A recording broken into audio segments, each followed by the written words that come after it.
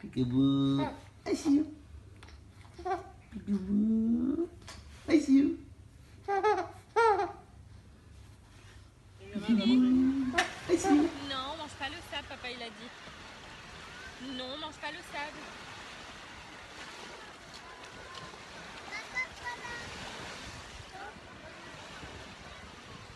Nana n'a pas les sables. Septembre 2016, dans la région parisienne, Liv fête ses 1 an entourée de sa famille. Elle ne sait pas encore qu'elle se prénomme aussi Sabine. Ce qu'elle ignore aussi, c'est que son prénom est celui de son arrière-grand-mère.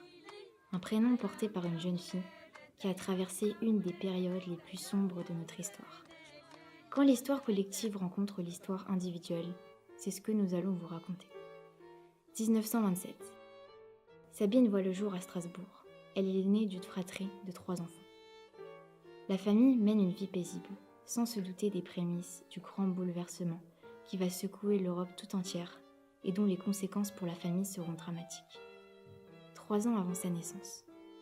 En 1924, après l'échec de son coup d'État à Munich, Adolf Hitler rédige en prison un livre regroupant l'ensemble de ses idées politiques. Mein Kampf est la Bible de l'idéologie nazie.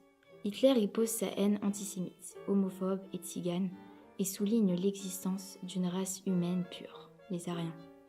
Le livre sera le pilier de son programme politique lors de sa nomination à la tête de l'Allemagne en 1933. En 1935 sont mises en place les lois de Nuremberg, qui définissent et excluent les Juifs de la société. Elles donnent un cadre juridique à la persécution des Juifs, des Noirs, des Tziganes en Allemagne. Le Juif n'est dorénavant plus un citoyen allemand. La propagande anti-juive grandit. Ces mesures permettent donc des violences injustifiées. La nuit de cristal a eu lieu dans la nuit du 9 au 10 novembre 1938. 200 synagogues sont détruites, des milliers de commerces et entreprises juives sont saccagées et près de 30 000 juifs sont déportés.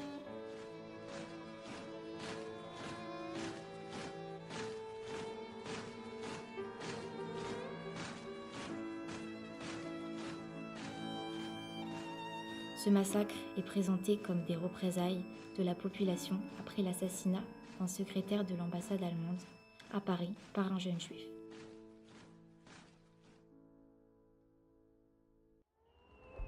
L'occupation de la France commence en juin 1940, après la défaite face aux Allemands et se termine en 1944.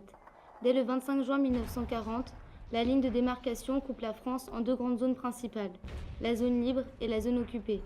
Les Allemands, vainqueurs, occupent militairement une grande partie du nord de la France, dont Paris, puis, à partir de novembre 1942, la totalité du territoire français.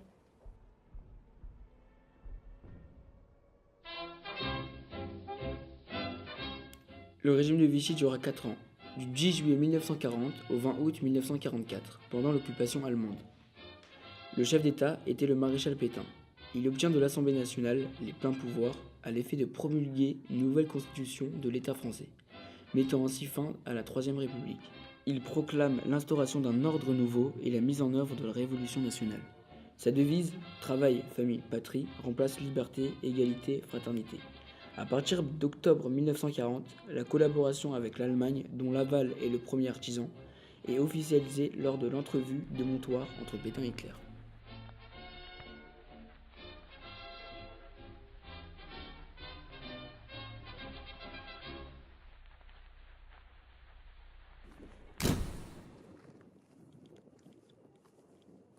La conférence de Wannsee s'est tenue le 20 janvier 1942 dans une villa de Wannsee, dans la banlieue de Berlin, pour discuter de la mise en œuvre de la solution finale. La solution finale est le nom de code nazi pour la mise en place de la planification de l'extermination physique, systématique et délibérée des Juifs européens. Plusieurs rafles ont lieu en France, mais la plus importante a été la rafle du Veldiv. Elle eut lieu dans la nuit du 16 au 17 juillet 1942. Cette nuit-là, la police française a arrêté 12 884 juifs, à Paris et en banlieue. Les 8000 personnes parquées dans l'enceinte du complexe sportif entre le 16 et le 22 juillet ont eu à faire face au manque d'eau, à des conditions d'hygiène lamentables et à un bruit continuel, avant d'être déportées vers un lieu inconnu. 38 convois à destination d'Auschwitz quittèrent la France entre le 17 juillet et le 11 novembre 1942. Cette rafle est d'ailleurs à l'origine de la décision de partir de la famille de En Salim. 42, août 42, nous sommes partis en zone non occupée, puisque c'était après les premières rafles. Et on a traversé, là j'ai aucun souvenir du village après en zone libre. Et nous avons atterri dans un petit village en Dordogne, à la Bachellerie. J'avais 14 ans et tu vivais? j'avais 2 frères qui étaient 1 an et 2 ans plus jeunes que moi. Tu as des souvenirs de cette débâcle, c'est-à-dire c'était quand même quelque chose de terrible de partir comme ça sur les routes? Non, nous sommes partis avant l'évacuation générale. On est parti en voiture, on est allé de Sedan jusqu'à Orléans. Orléans, on s'est arrêté 48 heures. Et puis on a entendu dire que la région des Ardennes était évacuée vers les Deux-Sèvres. Alors on a continué, on a retrouvé des amis. Voilà, tu arrives en Dordogne. Alors après, donc en 42, août 42, on a passé la ligne de démarcation et on est arrivé en Dordogne, je crois 3 semaines après. Ça devait être fin août, début septembre, Oui. je me souviens. Alors vous y étiez en tant que juif? Ou Oui, bien, déclaré à la déclaré à la mairie. à la gendarmerie, Oui. comme on était. Et dans ce village, donc c'était à côté de Terrasson, il y avait beaucoup de gens de Strasbourg. Et c'était des gens que mes parents connaissaient, puisqu'on est originaire de Strasbourg. On a appris après, pour une histoire familiale, le chef de la milice est venu dans la région. Et ils sont venus arrêter tous les hommes et les femmes, les juifs, les communistes, les résistants et tous ceux qu'ils pouvaient trouver. Comme il y avait beaucoup de réfugiés d'Alsace, on a arrêté dans ce village, c'était je crois 102 personnes. Oui. Je voudrais te demander, est-ce que cette rafle était prévue? La population avait été ou avisée ou pas Non, avisée? et si je me souviens pas, c'était le 30 mars 44. On a arrêté d'abord tous les hommes. Mes 2 frères, le plus jeune était revenu de la ferme parce que les gens de la ferme ne voulaient pas le garder, ils avaient peur. Et il y avait donc mon frère et moi à la maison, le plus jeune. Et mon père était très malade. Le docteur, on a appelé le docteur du village, le docteur Dox, je me souviens. Et lui, il a dit, parce que les Allemands sont venus, d'abord ce sont les miliciens qui ont frappé à la porte. Et derrière, il y avait 2 soldats allemands en armes. Ils étaient accompagnés de soldats allemands. Voilà. Et on a voulu prendre mon père, mais le docteur avait fait dépêcher quelqu'un qui a dit on ne peut pas le toucher. Donc, on a emmené ma mère et moi et mon frère, et moi, ils m'ont permis de rester auprès de mon père. Entre-temps, quelqu'un a dû dire qu'il y avait un autre garçon. On est allé le chercher dans le garage. Je ne me souviens pas du nom, mais c'était Monsieur Robert, le patron. Mais on espérait qu'il n'allait pas le donner. Bon, finalement, ils ont emmené mon frère. Et il avait quel âge? Et il avait... Charles, il avait 14 ans et Marcel, il avait 13 ans. On avait à peu près 1 an d'écart. Et elle a évoqué ses frères quand on était plus grande, quand... bon, on savait qu'elle avait eu des frères, il y avait des photos, on savait. Ma grand-mère m'en a parlé quelquefois. Oh, tu sais, j'avais 2 garçons, ils sont morts pendant la guerre, voilà. Et c'est vraiment réapparu quand après que ma sœur se soit mariée, qu'elle ait eu des enfants. Et d'autant plus qu'elle a eu un fils en premier. Et là, ma mère m'a parlé de m'a évoqué ses frères et qu'elle espérait que quand on aurait des enfants, nous, on n'oublierait pas de leur donner leur nom pour que la vie continue, pour que à travers des petits-enfants, ils existent toujours. On a pris donc ma mère, qu'on a emmenée à la mairie, et à 3h de l'après-midi, ça c'était 11h du matin, à 3h de l'après-midi, on est revenu, un soldat allemand avec 2 miliciens sont venus, et ils sont venus me chercher. On a laissé mon père tout seul. Donc j'ai retrouvé ma mère à la mairie. On a eu peur, mais avec le recul, je me suis pas rendu compte. Je me suis pas rendu compte. C'était une étape différente de tout ce qu'on avait déjà fait. Mais avec le recul, je pense que c'était de l'inconscience. Le 5e jour, on nous a emmenés en train à Paris, donc pour Drancy. On est arrivé à Paris à midi. Alors, moi je crois que c'était, je savais pas, on m'a dit après que c'était à la gare, comment Gare de Lyon. Non, c'était pas la gare de Lyon, c'était à la gare Montparnasse. Il était midi. C'est quelque chose qui m'est toujours resté parce que j'en ai beaucoup parlé. Et c'était midi comme maintenant midi à la gare Saint-Lazare. Et on marchait 4 par 4 avec des soldats allemands, un devant avec un chien derrière, et des miliciens qui nous emmenaient pour sortir, descendre du train. Il y avait plein de monde. Personne ne s'est retourné. Mais moi, j'étais avec ma mère et j'ai toujours imaginé que si j'avais pris quelqu'un au bras, si j'avais pas eu ma mère, je me serais peut-être accrochée à quelqu'un, j'aurais dit sortez-moi de là. J'espère, c'est mon seul souvenir qui me fait croire que j'aurais peut-être pu échapper. Mais enfin, ça s'est pas fait. On est arrivé à Drancy et alors on nous a dirigés dans un genre de réfectoire. Après, on a été dirigé dans un grand dortoir où on était beaucoup. Mais si je me souviens bien, j'avais pas l'esprit d'une fille de 15 ans maintenant. Bon, c'est tout, on s'est amusé, on était en bas, on regardait. Vous n'étiez pas maltraité. On n'était pas maltraités, pas du tout. Je me souviens pas. Et on nous a mis dans des wagons à bestiaux. On était... Hommes et femmes ensemble ou femmes... Oui, ensemble. On avait chacun une couverture. Il y avait de la paille dans le wagon. On était, je sais pas, combien de personnes, je sais pas.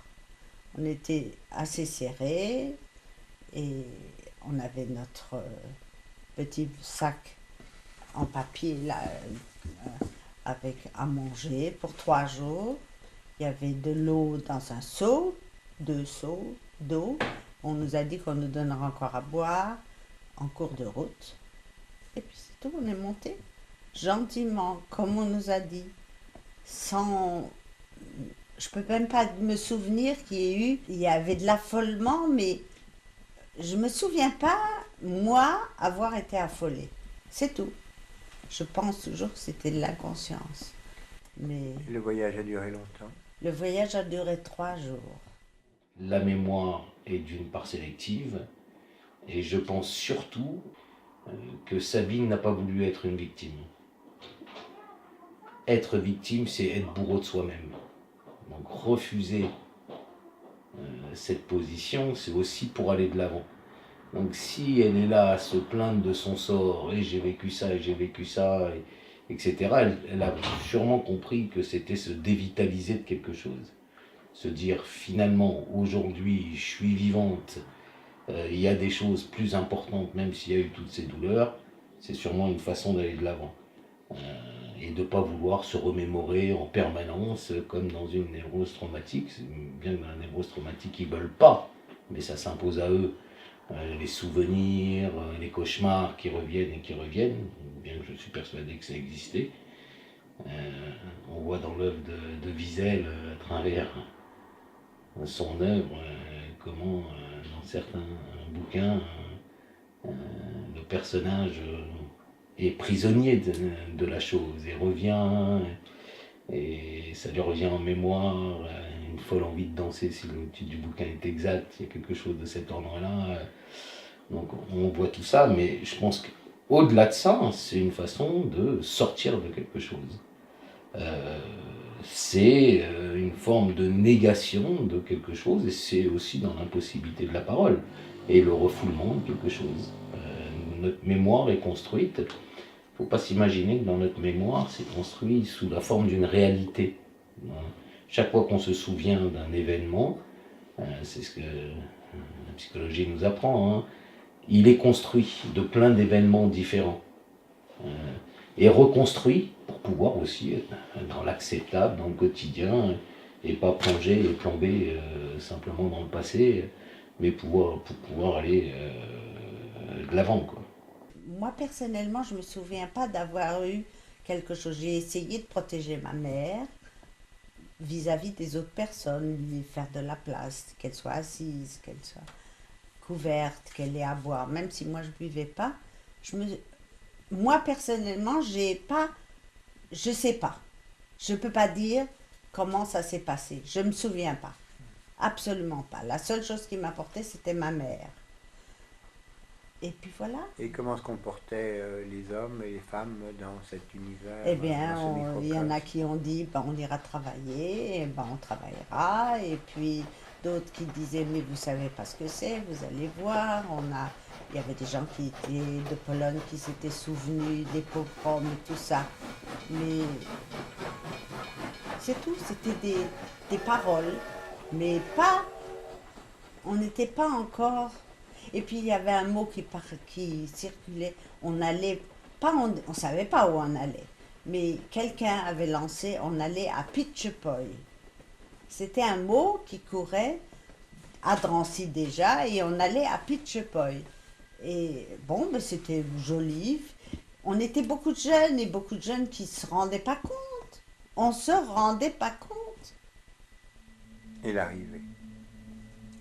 L'arrivée? Où?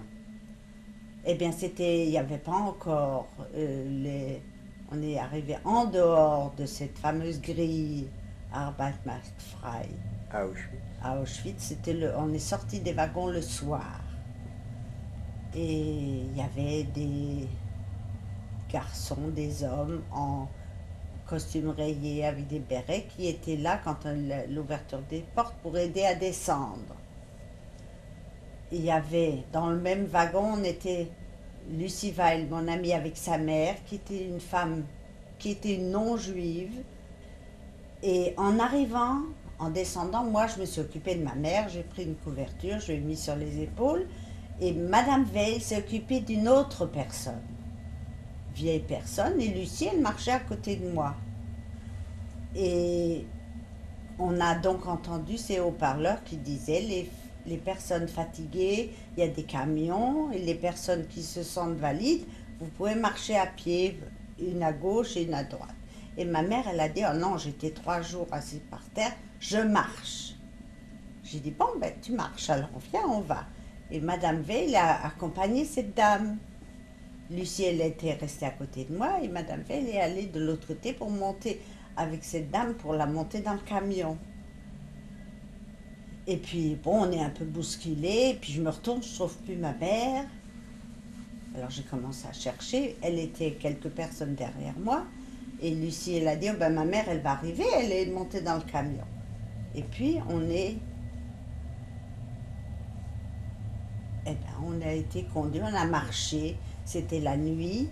Il y a un garçon, un jeune homme dans ces hommes qui aidaient les gens à descendre, qui m'a dit en français, t'as 20 ans, t'as jamais été malade.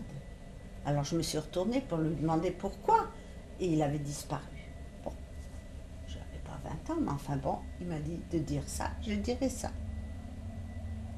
Et finalement, avec ma mère et toutes les autres, on a marché, et il y avait des femmes polonaises qui chantaient comme ça, lancinant, des chants lancinants dans la nuit. C'était terrible. silencieuse, on est allé. On nous a mis dans une grande baraque. On s'est assis par terre. On nous a pris tous les paquets qu'on avait, les quelques paquets qu'on avait. Et puis on nous a dit, maintenant vous allez relever votre manche gauche parce qu'on va contrôler.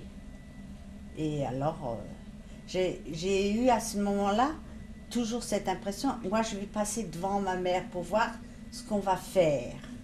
Ma mère ne voulait pas, j'ai dit moi je vais regarder. Et ça a été toujours le même truc tout au long, j'étais toujours devant, je voulais d'abord voir ce qui se passe. Et c'est là qu'il y a des filles qui nous ont fait passer et on nous a tatoué un numéro. J'ai le numéro 78 791. Alors qu'est-ce que ça t'a fait au moment où tu as tatoué ce numéro? Et ça m'a fait tout bizarre, puis comme ça, ma mère, elle avait le numéro après, le 78 792. Et j'ai dit à la fille, mais qu'est-ce que ça... J'avais jamais vu de ma vie un tatouage, je savais pas ce que c'était. Et elle m'a dit, ça va enfler, mais t'inquiète pas, dans 2 jours, tu te rendras même plus compte de ce que tu as. Mais on était obligé de se rendre compte, parce que chaque fois qu'on... Donc après, on nous a mis dans une autre pièce et on nous a fait nous déshabiller complètement. Et on est passé à pas une douche, c'était une désinfection. Et dans une autre ville, dans une autre pièce, on nous a donné d'autres vêtements. On nous a emmenés dans un bloc qui s'appelait le bloc 9, qui était un bloc où venaient les arrivées. On était en quarantaine, on devait rester là 1 mois. Bon, c'est tout. Ma mère, je reviens toujours à ma mère parce que finalement... Là, je pense que c'est quelque chose de l'ordre de la résilience. C'est-à-dire que sa mère a dû lui transmettre tellement de choses, et tellement de choses, de racines qui lui permettaient d'être bien construite, que c'est à ça qu'elle s'attachait pour pouvoir aller de l'avant. Dans la résilience, il faut forcément que dans la construction antérieure, il y ait quelque chose. Et c'est sûrement à ça qu'elle se rattachait. Finalement, ma mère, elle avait une bonne étoile et toutes les bonnes choses lui arrivaient à elle.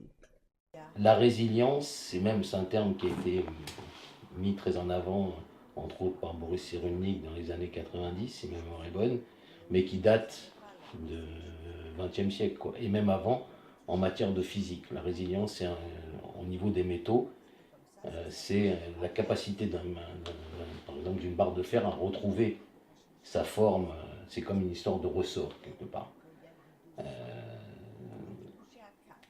Ce qu'on a constaté, il y a eu plein d'études qui ont été faites, entre autres aux États-Unis, etc. Sur la résilience, il y a toujours besoin de quelqu'un qui accompagne. Il y a eu des enfants dans des orphelinats en Roumanie, si ma mémoire est bonne, qui étaient quasiment autistes, à se balancer, à ne pas vouloir manger. Et des femmes sont venues, ont dit on va prendre ces enfants, on va s'en occuper, on va les materner, leur donner à manger, leur parler. Et on s'est aperçu que plein d'enfants, un pourcentage non négligeable, est sorti de cet autisme, ou de cet aspect d'autisme, disons. Et puis on commençait à verbaliser. Pour qu'il y ait résilience, il faut forcément que dans l'histoire précédente, et dans la petite enfance, il y ait eu aussi quelque chose qui soit transmis et qui fait qu'on est porteur de quelque chose. Il y a à la fois des phénomènes physiques, psychiques et aussi biologiques que je ne connais pas très bien. Voilà, un exemple de résilience. Elie Wiesel, il voit son père mourir à 14 ans, il est dans les camps, il participe à la marche de la mort. Et il finit par être prix Nobel de la paix pour la réconciliation des peuples, pour le pardon du peuple allemand. Ça, c'est un exemple de résilience. Il fallait vraiment tricher un peu partout. Et on parlait les unes avec les autres. Qu'est-ce que tu as fait hier? Où est-ce que c'était mieux? Est-ce qu'on peut trouver quelque chose à manger? Parce que c'était pas la louche de flotte qu'on recevait qui donnait assez, ou une pomme de terre. Et un petit carré de margarine, c'était pas grand-chose. Mais j'ai pas l'impression que j'ai eu très faim. Il n'y avait pas de sévices à cette époque. Non, pas là où nous on était. Et vous aviez... 48, ah, j'ai oublié de dire une chose. On est arrivé, on a senti des odeurs de fumée la nuit, mais on ne savait pas ce que c'était. Je reviens parce qu'il y a une chose qui était très frappante. Il y avait des filles qu'on avait vues à Drancy, tout ça, qui étaient chaussées comme ci ou comme ça. Il y avait une fille qui avait une paire de chaussures formidables, blanches et bleu marine. Ça, j'avais jamais vu, et on était deux, trois, on ne l'avait jamais vu. Et cette fille-là, elle était allée sur un camion pour aider une personne plus âgée. Donc 2 jours après, on était déjà dans notre bloc, on sortait pour aller à l'appel, et il y a une qui contrôlait une fille, c'était une Stubenditz, enfin une aide ménagère, ou je ne sais pas ce qu'elle était, et elle portait les mêmes chaussures que cette fille. Alors on lui a dit, où est-ce que tu as trouvé? Parce que moi je connais une fille, elle portait les mêmes chaussures, il y a 2 jours elle était avec nous. Et la fille elle dit, t'as pas encore compris, alors regarde. Et c'est là qu'on nous a montré les cheminées des crématoires, il y avait de la fumée, encore un peu de flamme, là elle est, mais on n'a encore pas réalisé. Jusqu'à ce qu'il y en a une qui est venue qui a dit, moi ça fait déjà 3 ans que je suis là. Alors si vous voulez, il ne faut pas perdre espoir, il faut que le lendemain existe. Et vous faites n'importe quoi pour survivre. Il faut être propre. Essayez d'être propre. Bon, alors, ma mère, elle commençait à pas manger. Pas du tout, absolument rien. Alors je me suis débrouillée. J'ai demandé à droite un rutabaga, une rave jaune, je ne sais pas comment ça s'appelle. Enfin, je me suis débrouillée pour aller dans des bons commandos. J'ai une fois... Et ma mère a sympathisé avec la bloc-LTST du bloc 9. Et elle savait très bien tricoter. Et à l'époque, on ne savait pas encore d'où venaient les choses de l'extérieur. Donc elle lui a apporté de la laine et elle a dit, tu t'arranges. Moi, je te dirai quand tu dois sortir, mais tu restes sur la koya. Moi, je m'arrange avec toi. Donc, j'étais déjà tranquille. Ma mère, elle n'avait pas besoin d'aller. Il pleuvait beaucoup, il y avait beaucoup de boue. Quand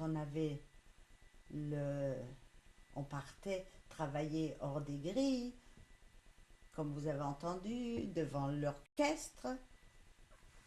Il y avait toujours l'orchestre. Ah ben oui, il y a eu l'orchestre jusque les derniers jours. Il y a eu je ne sais pas quand, 15 jours après, on nous a réunis dans une salle et on nous a demandé qu'est-ce qu'on savait faire de spécial. Plus ou moins, il y en a une qui savait taper à la machine, d'autres qui savaient faire un tas de choses. Moi, coudre, c'était pas tellement important. Bon, alors, il y en a 2, 3 qui ont eu des travaux à faire à l'intérieur chez les autorités. Quand elles revenaient le soir, il y en avait toujours une qui avait apporté un petit morceau de pain ou apporté un petit quelque chose qu'elle donnait chaque jour à quelqu'un d'autre. Bon. Et puis, la chance voulait que ma mère soit toujours bien avec tout le monde. Et on est à un appel au mois de mai. Et on entend, on va créer un nouveau camp. Un nouveau camp. Alors il y a la bloc LTC qui vient près de ma mère, elle lui dit, tu veux aller, c'est beaucoup plus facile comme travail, on peut se laver, on est propre, il y a des vêtements à se changer. Ma mère a dit oui, mais j'ai ma fille et j'ai encore 3 filles avec. La fille de Forbach dont j'ai oublié le nom, c'est Rose Königsberg. Cette jeune fille dont la mère est montée dans le camion? Non, non, non, ça c'est Lucie Veil. Mais il y a là où on allait se laver, j'ai rencontré une fille qui pleurait et qui parlait français, qui était déjà malade, mais bien elle pleurait, elle venait d'apprendre que sa mère, elle avait retrouvé sa mère et sa sœur, mais qu'elle venait de mourir au Révire. Et cette fille, c'est une fille qui est originaire de Forbach. Et elle s'appelait Rose Königsberg. On s'est arrangé pour changer, pour qu'elle reste avec nous. Et elle était un petit peu sous la protection de ma mère. Donc on a accepté d'aller changer de camp parce qu'ils créaient tous les 8 jours, il y avait un autre Kartoffelbunker de travail ou aller faire des tranchées ou aller charrier. J'ai aussi transporté des pierres un jour et les ramener au même endroit. Mais on essayait de changer pour trouver un autre travail pour pas être toujours devant les mêmes personnes, les mêmes surveillants. Et c'est là, c'était vraiment la chance de notre vie. C'est là que s'est créé ce qu'on a appelé le Canada. Alors, ma mère, donc... C'était quoi le Canada? Le Canada, c'était un petit camp qu'ils ont ouvert avant l'arrivée des Hongrois, des Juifs de Hongrie, où on amenait toutes les valises, tout ce qu'il y avait que les gens apportaient. Ça s'appelait un Stapelkommando, c'est-à-dire de ces valises on ouvrait, on sortait tout, et on faisait des piles de vêtements que les Allemands venaient chercher et qu'ils emmenaient en Allemagne pour leur personne, parce que dans les valises, les gens emmenaient les meilleures choses. Et c'est là que nous avons atterri dans un camp où vraiment c'était la chance. Une fois que j'ai compris comment fonctionnait ce camp, où on travaillait 24 heures sur 24, on travaillait 12 heures de jour et on était de repos la nuit, ou on travaillait 12 heures de nuit et on était de repos le jour. Mais entre les deux, eh bien, on pouvait se faufiler, aller voir où il y avait les valises, ouvrir et se prendre. On pouvait se changer et on pouvait avoir à manger un peu plus. Comment j'ai eu les cheveux rasés, on est venu me demander si je ne voulais pas faire partie d'un commando qui allait emmener du matériel dans le camp des hommes, Birkenau-Hommes. Alors j'ai dit oui parce que comme je parlais relativement bien l'allemand, je parlais déjà un petit peu le polonais, alors bon, j'ai dit d'accord. J'ai remplacé une fille qui s'appelait Sabine, mais en polonais c'était Sabina. Alors je suis allée avec ce qu'on appelait à l'époque le Scheißkommando, c'est-à-dire la voiture à cheval qui ramassait toutes les tinettes. Alors je suis allée avec, on m'a dit tu pourras faire des échanges, puisque là où on était, on pouvait trouver des chaussettes et des chaussures ou des gants. Alors tu prends un jour quelque chose, tu caches, et puis quand tu pourras sortir, tu auras du pain pour ça. Alors j'ai fait comme on m'a dit. Et je suis partie avec ce monsieur Stein, qui était le chef du commando là, et on était 6 filles. Et puis quand on est revenu, effectivement, j'ai échangé 2 paires de chaussettes pour une ration de saucisson et une ration de pain. Et quand, à la fouille pour revenir, mon nom il était inscrit parce qu'on a découvert sur une autre fille et sur un homme une lettre avec un plan d'évasion. Il y avait des tentatives d'évasion quand même, et c'était signé Sabina. Donc toutes les filles qui s'appelaient Sabine ou Sabina dans le camp, elles ont été prises et on est resté là, on m'a rasé les cheveux à genoux avec des briques pendant 3 jours et 2 nuits.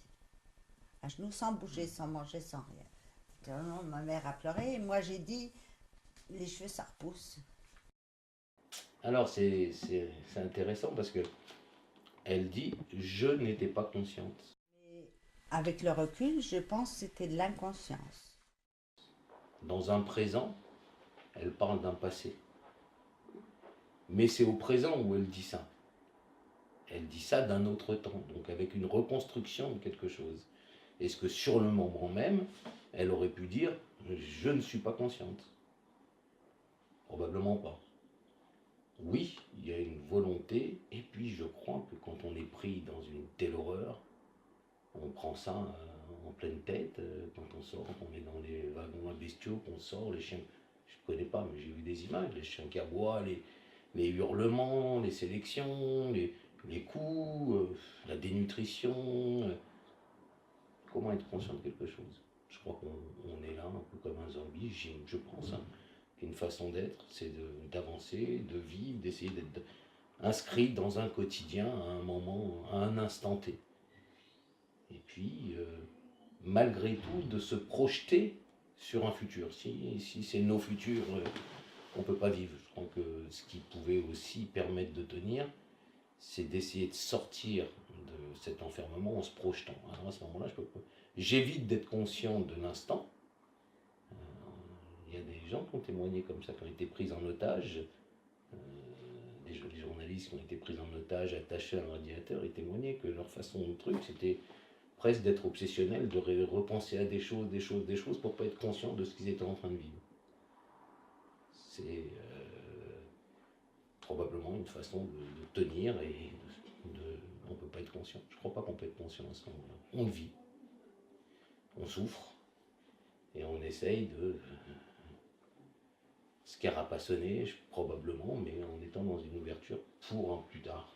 Donc si je suis dans un plus tard, ça me fait éviter d'être dans un maintenant. Il fallait sauver sa peau, même si on disait que demain ça sera la même chose qu'aujourd'hui. Non, moi j'ai toujours pensé que demain ça sera un autre jour. Bon. Et puis, tout doucement, on a passé, et est arrivé le mois de janvier 45, où on est parti. Cette fameuse marche. Alors moi j'ai cru que c'était le 15 janvier, 17 janvier. Ce qu'on appelle... la marche, la longue marche. 3 jours et 3 nuits dans la neige, où on a marché jusque Cracovie, je crois. Où vraiment, là j'ai traîné ma mère, parce que ma mère elle ne pouvait plus. Et on était à deux, Lucie et moi, et on l'avait enveloppée dans une couverture et on a marché, on la laissait pas, fallait pas s'arrêter, parce que au moment où on s'arrêtait, on était fusillés, parce que les officiers allemands les soldats allemands, eux aussi ils en avaient marre déjà, alors ils voulaient pas traîner, ils avaient peur, les Russes arrivaient, enfin c'est ce qu'on a entendu, et on a marché comme ça, 3 jours et 3 nuits. Il y a beaucoup de personnes qui tombent. Il y a beaucoup de personnes qui sont tombées. Et elle était fusillée. Ah oui, on les laissait pas. Quand on tombait, on gelait sur place, il faisait tellement froid. Et puis voilà. Et alors, à Cracovie, je crois que c'était, nous a mis dans des trains, sur des wagons à charbon, là, qui n'étaient pas couverts. Alors, il y avait de la neige, on avait tellement soif et on a ramassé la neige, on a mangé ça. Après, on est arrivé jusqu'à Bergen-Belsen. Là, on nous a descendus, il n'y avait pas de place. Alors, on allait d'une baraque à l'autre où on ne nous laissait pas rentrer. Alors, on s'est mis à côté du portail et on a attendu qu'on forme un autre convoi pour aller ailleurs. On est allé à Ravensbrück. On est arrivé à Ravensbrück. Ça devait être, je ne sais pas, fin janvier, début février. Et là aussi, c'était surchargé. Alors, on était sur aucune liste. Il n'y avait pas d'inscription. Alors, si une baraque, elle avait 100 Häftlinge, 100 prisonnières, eh ben, on poussait un peu pour essayer d'avoir quelque chose à manger. Mais on dormait assis par terre autour des baraques. Alors ma mère a dit c'est pas possible, on peut pas. Et la Georgette et Jeannette Banchen, elles ont eu les jambes gelées, les doigts de pied gelés. Alors elles ne pouvaient plus marcher, elles sont allées au Revire, à l'hôpital. Et on n'a plus eu de nouvelles. Pendant le transfert de Ravensbrück à Neustadt, on a marché dans une ville. Je ne sais pas si c'était avant, en sortant de Ravensbrück ou avant d'arriver à Neustadt, mais je sais qu'on a traversé une ville.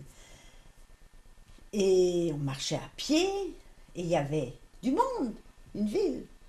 C'est pour ça quand je pense qu'il y a des gens qui disent qu'ils ne savaient pas, c'est pas possible, parce qu'on a travaillé parmi les gens dans les commandos, aussi bien à Auschwitz-Birkenau que Bergen-Belsen, que partout ailleurs. Et il y avait plein de jeunes garçons ce qu'on a appelé la Hitlerjugend, et qui étaient là avec des bâtons. Ça, c'était donc février, début mars. Oui, mars. Puisqu'on était au moins 2 mois et demi à Neustadt. Et quand ces gens disent qu'ils ne savaient pas, c'est pas possible. Et puis le 2 mai, on a été libérés. 45. Et on est revenu en France que... Vous avez libéré donc par qui? Par les Russes. Par les Russes. Oui. Et il y a un charmant jeune officier juif russe qui m'a dit: qu'est-ce que tu veux retourner là-bas? Tu n'as pas besoin d'aller en Europe, c'est bien chez nous. J'ai dit: écoute, d'abord je vais aller voir ma famille, je vais essayer. Et on a attendu 12 jours jusqu'à ce que les Russes nous ont échangé contre des prisonniers russes qui sont venus. Alors on est passé donc des Russes. Ce sont les Anglais qui nous ont pris en charge. Après les Anglais, ce sont les Américains. Et après, c'est les Belges. Alors, on est arrivé en Belgique, on est arrivé par Lille le 28 mai. Mais tout ça, c'est survolé parce qu'une journée, ça pourrait faire un week-end. Alors, je ne peux pas parler à la place de Sabine. Et je pense que chacun a ses propres raisons pour expliquer ce silence. On constate quand même que il y a quelque chose de commun chez la plupart des gens qui ont vécu ce traumatisme. Elie Wiesel a mis 10 ans avant de pouvoir écrire La Nuit. Et d'ailleurs, a priori, je ne suis pas un spécialiste, mais c'est son seul vrai roman sur toute la Shoah. Tous les autres romans sont bien sûr très inspirés de ce qu'il a vécu, mais raconter ces événements-là, il a mis 10 ans et c'est son seul vrai roman à ma connaissance. Comment parler, je crois que la vraie question, c'est comment parler de l'indicible? L'inimaginable est-il imaginable? Je me souviens du Rav Citruc qui racontait cette anecdote qui disait: imaginons un martien qui vient sur Terre. Sur Mars, le vol n'existe pas. Il assiste à quelqu'un qui vient, qui court, qui arrache un sac. Il ne va pas pouvoir crier au voleur. Il ne sait pas ce que c'est. Cet épisode dépasse tellement l'entendement. Comment en parler? On voit à travers des témoignages, à travers des films, à travers des choses comme ça. Qu'est-ce qu'on peut dire? Est-ce qu'on va être cru? J'ai vu des patients qui se disaient: mais si je dis quelque chose, d'abord, est-ce que je vais être cru? Comment je vais pouvoir être au plus près d'honorer la vérité? Parce qu'il y a aussi cette question, à mon avis, qui est fondamentale. Honorer la mémoire de ceux qui sont restés. Donc, si je ne peux pas dire comme les choses étaient, parce que c'est même pas imaginable, pour les gens qui n'ont pas vécu ça, c'est sidérant. Donc, est-ce que je vais dire des choses qui risquent de déformer la mémoire et l'honneur des gens qui ont vécu ça? Je pense que c'est un des éléments de réponse.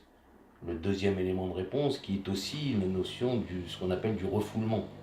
Continuer à vivre, alors on aurait peut-être des questions là-dessus, mais continuer à vivre après ça, c'est à la fois la nécessité de pouvoir en mettre des mots, mais si les mots sont là en permanence, et ça tourne en permanence, donc on est un peu obligé de mettre ça un peu en arrière pour réapprendre à vivre, pour essayer d'aller de l'avant, pour plein de choses, quoi, pour continuer, même entre autres la mémoire. J'ai l'impression que j'ai toujours vécu avec cette histoire-là autour de moi. Je devais être très jeune, peut-être 5-6 ans.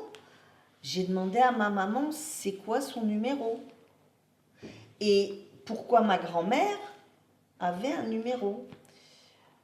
Donc, elle a dû me raconter. Je ne me souviens pas qu'elle m'ait expliqué. J'ai l'impression que j'ai toujours vécu avec ça, avec cette histoire-là. Et donc, elle a perdu ses frères, qu'il y a eu la guerre, parce qu'elles étaient juives, elles ont été emmenées, elles ont vécu des moments difficiles et qu'on leur avait donné un numéro parce qu'on ne voulait plus les appeler par leur nom. crois que c'est ça qui Ma mère l'a dit, hein, on n'en a jamais vraiment parlé officiellement comme étant viens maintenant c'est Shoah time. C'était pas le style. C'était pas le style parce que mon père est quelqu'un qui se refuse de vivre dans le passé et donc on parle rarement du passé. Et ma mère, qu'elle l'admette ou qu'elle ne l'admette pas, elle n'a jamais voulu parler de la Shoah parce qu'un grand, je pense, conflit intérieur entre elle-même et elle-même et Dieu, elle-même et sa maman. Donc elle n'a jamais parlé de la Shoah. Donc c'était une éducation de la Shoah qui passe sans les mots. Parce qu'elle était là, on ne savait peut-être pas forcément nous que ça parlait de ça, mais encore une fois, avec le recul et a posteriori, moi je prends conscience que plein de choses qui ont été transmises dans la maison, et les valeurs et les discussions, en fait, étaient très animées de cela, même si on ne le disait pas. Aujourd'hui, je me rends compte que, par exemple, c'était tellement... Par contre, tous les jours, je pouvais entendre des... Nous, on ne sort pas avec les non-juifs. Nous, on ne va pas avec les non-juifs. Nous, on est comme ça et on ne va pas avec les non-juifs. Et je pense que, peut-être par inconscient, c'était leur façon, plus ma mère que mon père, mais c'était sa façon de nous dire, après la Shoah, nous, on ne va pas avec les non-juifs, on reste entre nous. Et ça, je me rappelle vraiment que c'était quelque chose de... Si elle aurait pu me le coller comme ça sur la tête, elle l'aurait fait.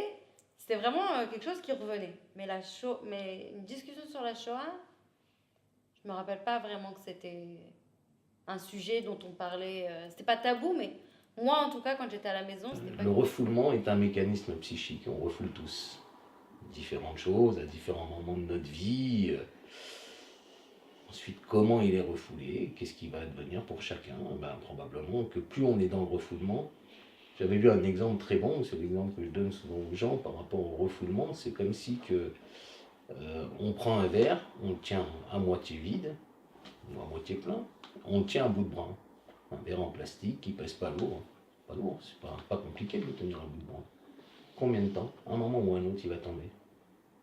Ou alors une autre image, on prend un petit ballon qu'on gonfle, qui n'est pas très important, et on essaye de le maintenir sous l'eau comme ça. Combien de temps on va réussir à le maintenir?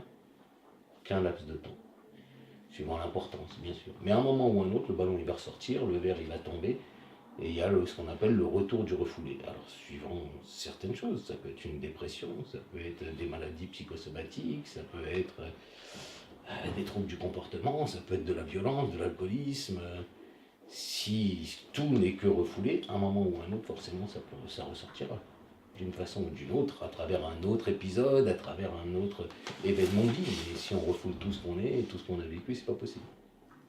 La coupe est trop pleine, ça ressort d'une façon ou d'une autre. Et c'est la parole qui peut permettre, ou l'engagement, qui est une autre forme de parole, le militantisme, ou dans la vie sociale, dans l'éducation des enfants, dans les croyances religieuses, dans le sport, qui va permettre d'échapper un peu à ça.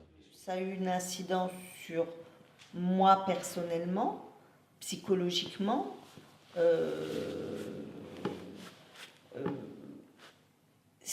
pense que la vie était difficile pour ma maman tant qu'elle avait sa maman.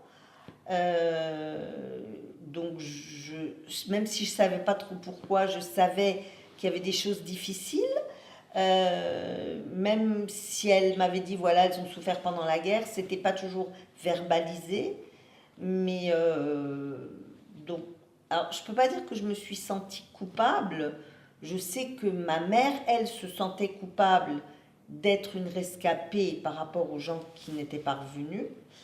Que ce soit ses amis, les gens à Sedan qu'elle avait connus étant jeune et qui sont parvenus, ses frères. Bien que ses frères, elle ne les mettait pas dans la même chose, parce qu'ils n'ont pas eu le choix, ils ont été pris, ils ont été fusillés, en 2 heures c'était expédié. C'est pas comme les gens qui ont vécu vraiment, qui ont été déportés, qui ont vécu, qui sont morts. Alors qu'elle s'en est ressortie.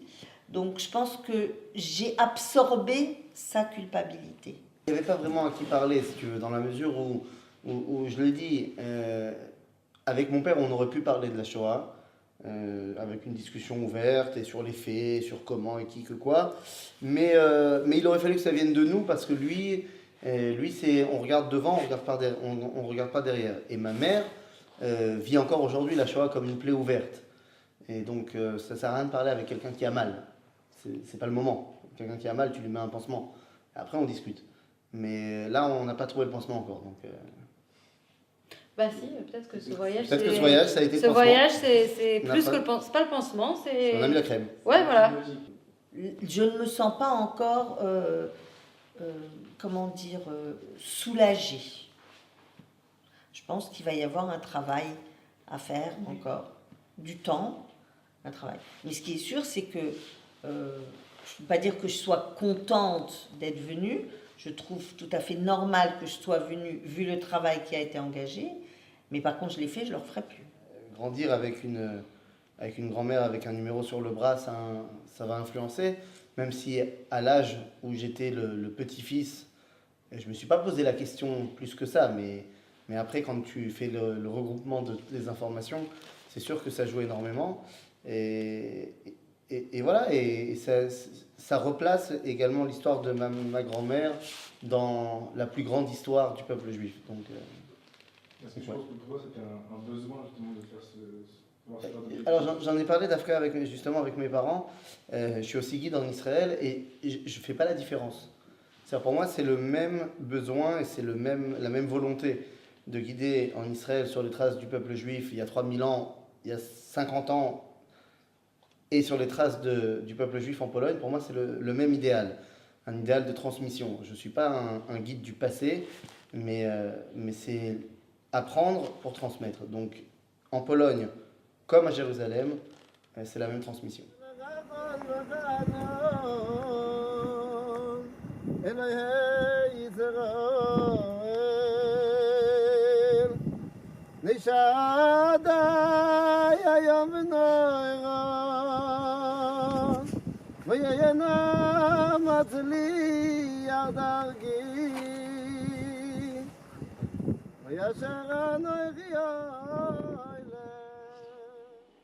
C'est un peu, je pense, tout le principe de ce que vous avez fait.